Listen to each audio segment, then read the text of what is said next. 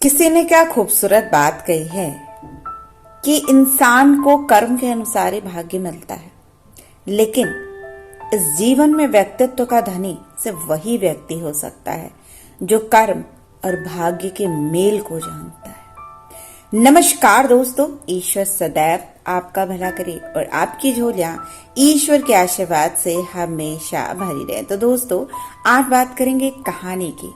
एक कहानी एक ऐसे व्यक्ति की जिसका भाग्य सो रहा था।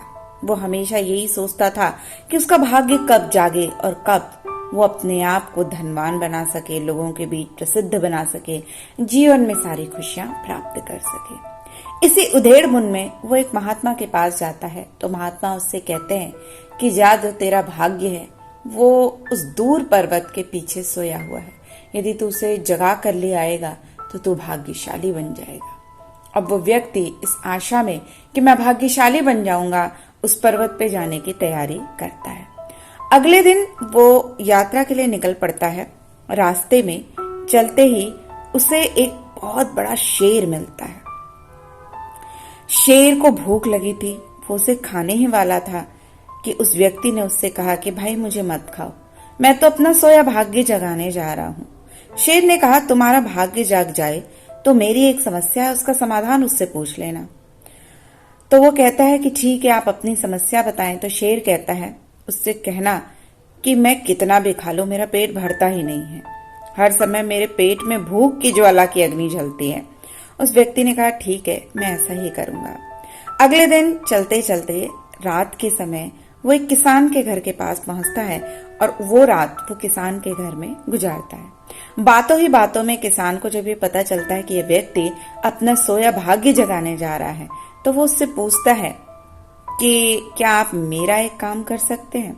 तो वो व्यक्ति कहता है ठीक है, मैं आपका काम कर दूंगा, आप बताइए क्या काम है। तो वो किसान कहता है कि देखो, मेरा जो काम है, मेरी जो खेती है वो अच्छे से नहीं चलती, पैदावार अच्छी नहीं होती, मैं कितनी भी मेहनत कर लूं, जिसकी वजह से मेरी इतनी बड़ी समस्या ये है कि मेरी जो पुत्री है वह विवाह के योग्य है और मैं ये चाहता हूँ कि इसका विवाह हो जाए, लेकिन इन परिस्थितियों में बिना धन के मैं इसकी शादी नहीं कर पा रहा हूँ।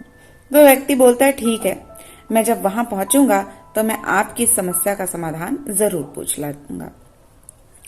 उसके बाद अगले दिन चलते चलते वो एक ऐसे राज्य में पहुंचता है जहां चारों तरफ अराजकता थी, लोग राजा का कहना तक नहीं मानते थे।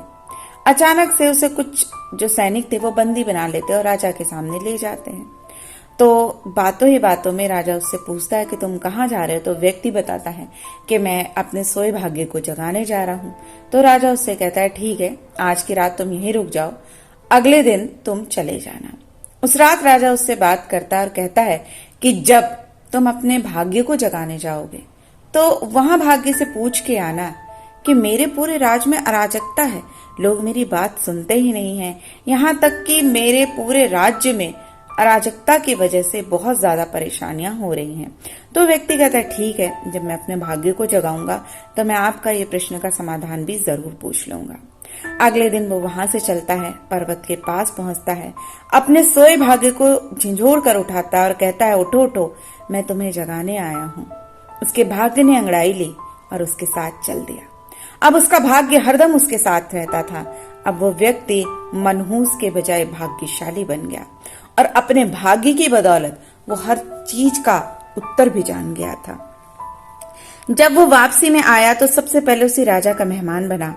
राजा की परेशानी का हल बताते हुए बोला, तुम एक स्त्री हो, इसलिए तुम सही ढंग से राजकाज नहीं संभाल पा रही हो। राज में बहुत अराजकता इस वजह से ही है। तुम किसी योग्य पुरुष के साथ विवाह कर लो और जब दोनों मिलकर राज का काम संभालोगे तो पूरे राज्य में शांति स्थापित होगी। तो उस रानी ने कहा कि ठीक है, तुम ही मुझसे शादी कर लो, यहीं रह जाओ। अब भाग्यशाली बन चुके इस व्यक्ति ने कहा कि अरे नहीं नहीं, मेरा तो भाग्य जाग चुका है, तुम किसी और से शादी कर लो। अब उस लड़की ने मंत्री से विवाह किया और सुखपूर्वक राज्य चलाने लगी। कुछ दिन राज की मेहमान बनने के बाद वो फिर से अपनी यात्रा पे चल पड़ा।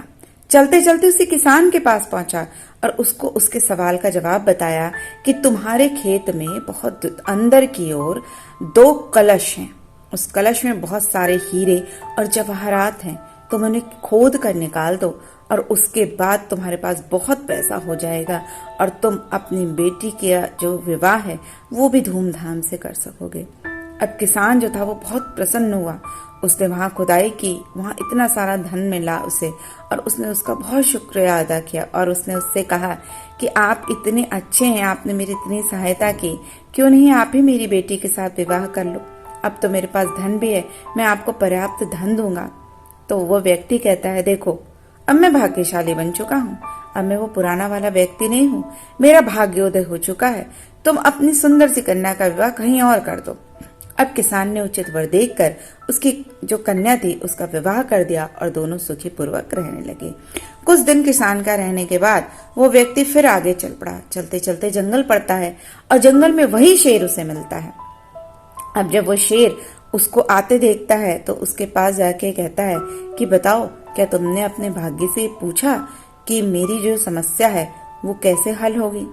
तो वो व्यक्ति उससे कहता है कि शेर, देखो तुम्हारी समस्या का एक ही समाधान है, यदि तुम किसी बहुत बड़े मूर्ख व्यक्ति को खा लो तो तुम्हारी जो ये क्षुधा है वो शांत हो जाएगी। तो शेर कुछ देर सोचता है और कहता है कि तुमने अब तक किन किन की सहायता की? तो वो अपने बारे में बताता है कि मैंने एक राजा की सहायता की, मैंने उसके बाद एक किसान की सहायता की, दोनों ने मुझसे कहा कि मुझसे विवाह कर लो, मेरी पुत्री से विवाह कर लो, लेकिन मैंने उन दोनों को छोड़कर मैं आगे आ गया क्योंकि मैं तो बड़ा भाग्यवान हो गया हूँ। किसान की बात सुनकर शेर हंसने लगता है और कहता है कि इतने अच्छे और बड़े दो मौके गंवाने वाले ए इंसान, तुझसे बड़ा मूर्ख व्यक्ति कौन होगा? तुझे खाकर ही मेरी क्षुधा शांत होगी। और इस तरह वो इंसान शेर का शिकार बनकर मृत्यु को प्राप्त हुआ। तो ये कहानी बताती है कि चाहे आपका भाग्य कितना भी प्रबल हो, आपके पास विरासत में कितनी भी धन दौलत क्यों ना हो, लेकिन यदि आपके पास सही मौका परखने का विवेक और अवसर को पकड़ लेने का ज्ञान नहीं है तो भाग्य भी आपके साथ साथ रहकर भी आपका कुछ भला नहीं कर सकता।